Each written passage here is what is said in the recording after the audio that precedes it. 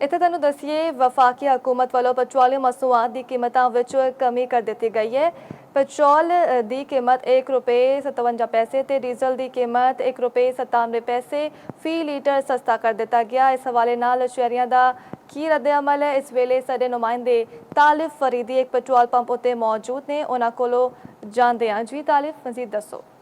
बिल्कुल जी, मैं इस वे मौजूद हाँ गुलबर्ग के एक पेट्रोल पंप ते हुकूमत ने ₹1.90 का रिलीफ दे दिता। जी हाँ, ₹1.90 फी लीटर पेट्रोल की कीमतों च कमी करती है तो आवाम जी खुशी से शादियाने बजा रही है। मैं पेट्रोल पंप से मौजूद हाँ तो एक साहब ने पेट्रोल डलवाया तो उन्होंने को ही जानते हैं कि इस कमी के उत्ते वो की कहना चाहते हैं। ਹੁਣ ਮੈਂ ਤੁਹਾਨੂੰ ਕੀ ਦੱਸਾਂ ਕਿ ਕੀ ਕਰ ਸਕਦੇ ਆ, ਇਹਦੀ ਬਚਤ ਕੀ ਹੋ ਸਕਦੀ, ਸਾਨੂੰ ਕੀ ਫਾਇਦਾ ਹੋ ਸਕਦਾ।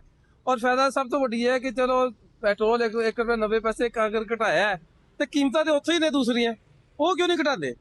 ਉਹ ਵੀ ਘਟਾਣ ਨਾ, ਸਾਨੂੰ ਰਿਲੀਜ਼ ਉਹਦੇ ਜਿਵੇਂ ਅਸੀਂ ਬਾਈਕ ਤੇ ਪੈਟਰੋਲ ਪਾਉਂਦੇ ਨਾ, ਸਾਨੂੰ ਪਤਾ ਕਿਸ ਤਰ੍ਹਾਂ ਪਵਾਈਦਾ, ਮਜਬੂਰੀ ਹੈ ਸਾਡੀ। हुकूमत ने आवाम को रिलीफ दिता है, पेट्रोल पंप पे मौजूद है, लाइना लगियां ने, लोग यही कहते हैं कि एक्सपैक्ट किया जा रहा है कि 40-50 रुपए घट होगा जिस हिसाब से कीमत वधदियां ने।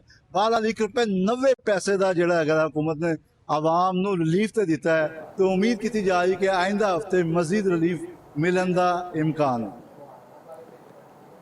जी ठीक है तालिब फरीदी।